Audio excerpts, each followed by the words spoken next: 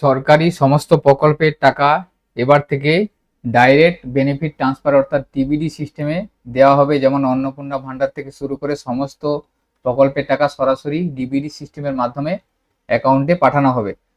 তো এই DBD NPCI portal থেকে ডিবিডি স্ট্যাটাস চেক করা যেত এবং ডিবিডি যদি না অন করা থাকতো সেক্ষেত্রে এনপিসিআই পোর্টাল থেকে আপনারা যে কোনো ব্যাংকে ডিবিডি লিঙ্ক করতে পারতেন। তো 2-3 দিন ধরে এই এনপিসিআই পোর্টাল বন্ধ আছে।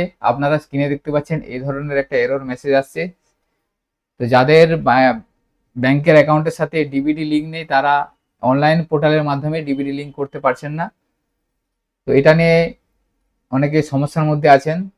তো আমি আপনাদের আজকের ভিডিওর মাধ্যমে দেখাবো যে আপনারা অনলাইন ছাড়াও অফলাইনে গিয়ে বা ফর্ম ফিল আপের মাধ্যমে আপনারা আপনাদের ব্যাংকের সাথে ডিবিডি লিঙ্ক করতে পারবেন। সেই প্রসেসটা আজকের ভিডিওর মাধ্যমে দেখাবো। অনলাইন সিস্টেমটা বন্ধ হওয়ার কারণে আপনাদেরকে এখন এই মুহূর্তে অফলাইনে করতে হবে, কারণ অনলাইনে যেহেতু বন্ধ আছে সেজন্য আপনাদের ফর্ম ফিল আপের মাধ্যমে করতে হবে। তো আপনারা এখন স্ক্রিনে দেখতে পাচ্ছেন এটি হচ্ছে অ্যাপ্লিকেশন ফর্ম। এই ফর্মের মাধ্যমে আপনারা ডিবিডি লিঙ্ক করতে পারবেন।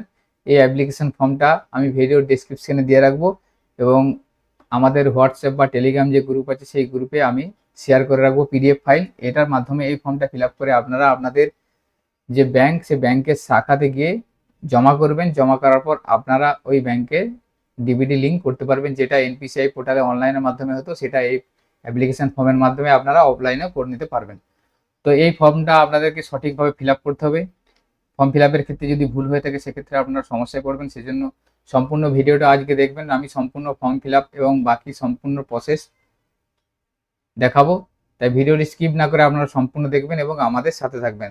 তো এই ফর্মটা সর্বপ্রথম দেখুন বলা আছে দি ব্রাঞ্চ ম্যানেজার, এখান থেকে আপনাদের তারপরে বলা আছে ব্রাঞ্চ, এখানে আপনাদের ব্রাঞ্চের নামটা লিখে দেবেন। অর্থাৎ আপনাদের যে ব্রাঞ্চ সেই ব্রাঞ্চটার নামটা এখানে লিখে দেবেন। লিখে দেওয়ার পর এখানে আপনাদের ব্যাংকের নামটা লিখবেন দ্বিতীয় অপশনটায়। তো আপনাদের যদি এসবিআই হয়ে থাকে তাহলে স্টেট ব্যাংক অফ ইন্ডিয়া লিখবেন এবং যেটা শাখা সেই শাখাটা এখানে লিখবেন ব্রাঞ্চের আগে। লেখার পর এখানে দেখুন বলা আছে অ্যাকাউন্ট নাম্বার। অ্যাকাউন্ট নাম্বারের পাশে যে ফাঁকা অংশটা আছে এখানটায় আপনি আপনার ব্যাংকের অ্যাকাউন্ট নাম্বারটা লিখে দেবেন। যে অ্যাকাউন্ট নাম্বারে আপনি ডিবিডি লিঙ্ক করতে চাইছেন সেই অ্যাকাউন্ট নাম্বারটা লিখে দেবেন। তারপরে দেখুন বলা আছে অ্যাকাউন্ট নেম, এখানটাতে আপনারা অ্যাকাউন্টের নেমটা লিখে দেবেন। অর্থাৎ আপনার যে ব্যাংকে যে নাম দেওয়া আছে সেই নামটা স্পেলিংটা এটা লিখে দেবেন। ব্যাংকের পাসবই অনুযায়ী এটা এখানে লিখবেন। তারপরে দেখুন সাবজেক্ট করা আছে linking seeding of Aadhaar in NPCI mapping for receiving direct benefit. এরপর এখানে বলা আছে I am maintaining a bank account number. তারপরে আপনি আপনার ব্যাংক অ্যাকাউন্ট নাম্বারটা পুনরায় এখানে লিখে দিবেন। এরপরে আপনারা একটু নিচের দিকে যাবেন, এখানে দেখুন সিগনেচার দেওয়া আছে। এখানে কাস্টমার অর্থাৎ যে বেনিফিশিয়ারি ব্যাংকে ডিবিডি চালু করতে আছেন তার সিগনেচার এখানে দিতে হবে।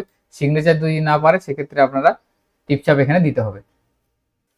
তো এরপরে দেখুন অনলাইনের মতো এখানেও ফর্মে 3টে অপশন আছে। অনলাইনে যেমন 3টে অপশন ছিল এখানেও 3টে অপশন আছে। প্রথম দেখুন যে অপশনটা আছে এই প্রথমের বক্সটাই, এখানে দেখুন যাদের ব্যাংকে কোনো ডিবিডি সিস্টেম বা ডিবিডি লিঙ্ক করা নেই তারা এই প্রথম অপশনটা চয়েস করবেন। এখানে আপনারা অ্যাকাউন্ট নাম্বারটা দিবেন যে অ্যাকাউন্ট নাম্বারে আপনারা ডিবিডি চালু করতে চাইছেন। অর্থাৎ আপনাদের যদি ব্যাংকে কোনো ডিবিডি চালু করা নেই, কোনো ব্যাংকে নেই, সেক্ষেত্রে আপনারা এই প্রথম অপশনটা চুজ করবেন। এখানে আপনারা অ্যাকাউন্ট নাম্বারটা দিবেন যে অ্যাকাউন্ট নাম্বারে ডিবিডি চালু করতে চাইছেন। এরপরে দ্বিতীয় অপশন দেখুন, এই দ্বিতীয় অপশনটা বলা আছে আপনার অলরেডি ডিবিডি লিঙ্ক করা আছে। ধরুন আপনার স্টেট ব্যাংক অফ ইন্ডিয়ায় ডিবিডি লিঙ্ক করা আছে, আপনার স্টেট ব্যাংক অফ ইন্ডিয়ায় অন্য একটা অ্যাকাউন্টে আপনি ডিবিডি লিঙ্ক করতে চাইছেন। নাম্বারটায় আপনি ডিবিডি লিঙ্ক করবেন, সেই নাম্বারটা দিবেন। এরপরে দেখুন বলছে আইআইএন নাম্বার, এখানে একটা আইআইএন নাম্বার আপনাকে দিতে হবে।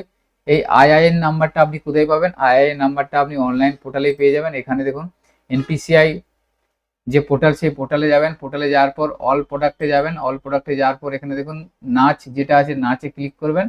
নাচে ক্লিক করার পর এখান থেকে আপনারা নাচে ক্লিক করার পর গভর্নেন্সে যাবেন। যাওয়ার পর এখানে অল মেম্বার এখানে আছে, অল মেম্বারে ক্লিক করবেন। অল মেম্বারে ক্লিক করার পর এই ধরনের একটা পেজ আপনার সামনে এখানে এসে যাবে।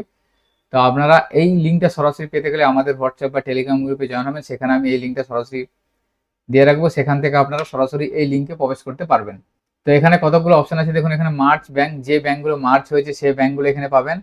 এবং এখানে লাইভ ব্যাংক যেটা আছে সেইখানে যেগুলো বর্তমানে ব্যাংকগুলো আছে সেই ব্যাংক এখানে পেয়ে যাবেন। আপনারা এখানে সার্চ করবেন, ধরুন state bank of India, state bank of India লিখে সার্চ করবেন। দেখুন আমি স্টেট ব্যাংক অফ ইন্ডিয়া লিখে সার্চ করলাম। সার্চ করার পর স্টেট ব্যাংক অফ ইন্ডিয়া চলে এসেছে। এরপর এখানে দেখুন আইআইএন নাম্বার যেটা চাইছি, এখানে আইআইএন নাম্বার আমি পেয়েছি। এখান থেকে আইআইএন নাম্বার আপনারা পেয়ে যাবেন। পেয়ে যাওয়ার পর এখানে আপনি লিখে দেবেন। এবং 3 নম্বর যে অপশনটা আছে দেখুন বলা আছে আপনার অলরেডি ডিবিটি লিঙ্ক করা আছে। ধরুন আপনার পাঞ্জাব ন্যাশনাল ব্যাংকে ডিবিটি লিঙ্ক করা আছে, সেই আপনারই একটা এসবিআই বা স্টেট ব্যাংক অফ ইন্ডিয়ায় অ্যাকাউন্ট আছে, সেই স্টেট ব্যাংক অফ ইন্ডিয়ায় ডিবিটি লিঙ্ক আপনি করাতে চাইছেন। সেক্ষেত্রে আপনাকে এই 3 নম্বর অপশনটা সিলেক্ট করতে হবে। অর্থাৎ প্রথম অপশনটা হচ্ছে যাদের কোনো ডিবিটি লিঙ্ক করা নেই তারা প্রথম অপশনটা চয়েস করে অ্যাকাউন্ট নাম্বারটা লিখবেন। যাদের সেম ব্যাংকেই দুটো অ্যাকাউন্ট আছে সেক্ষেত্রে ডিবিটি মুভমেন্ট করাতে চাইছেন তাহলে এই অপশনটা সিলেক্ট করবেন। আর 3 নম্বরটা হচ্ছে আদার্স ব্যাংকের ক্ষেত্রে সিলেক্ট করবেন। অর্থাৎ অনলাইনে যে সিস্টেম ছিল সেই সিস্টেমটাও অফলাইনে ফর্মের মাধ্যমে দেওয়া আছে। এরপরে নিচের দিকে দেখুন এখানে আবার একটা সিগনেচারের অপশন আছে, এখান থেকে সিগনেচার করতে হবে। যদি সিগনেচার না করতে পারেন তাহলে থাম্ব ইমপ্রেশন বা টিপছাও দিবেন। দেওয়ার পর এখানে পুনরায় আবার নামটা দিতে হবে, নাম, মোবাইল নাম্বার, ইমেল আইডি এখানে ফিল আপ করতে হবে। ফিল আপ করার পর দেখুন ইনক্লোজারে বলা আছে কপি অফ আধার, অর্থাৎ এই ফর্মটার সাথে আপনাদেরকে আধার কার্ডের একটা কপি বা আধার কার্ডের জেরক্স দিতে হবে।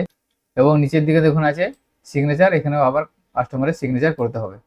তো এইভাবে আপনারা এই ফর্ম ফিল আপ করে আপনারা আপনাদের ডিবিটি লিঙ্ক চালু করতে পারবেন বা ডিবিটি লিঙ্ক যদি মুভমেন্ট করতে চান তাহলে করতে পারবেন। যেহেতু অনলাইন পরিষেবাটি এই মুহূর্তে বন্ধ আছে তাহলে আপনারা এই অফলাইনের মাধ্যমে এইভাবে করে নিতে পারবেন।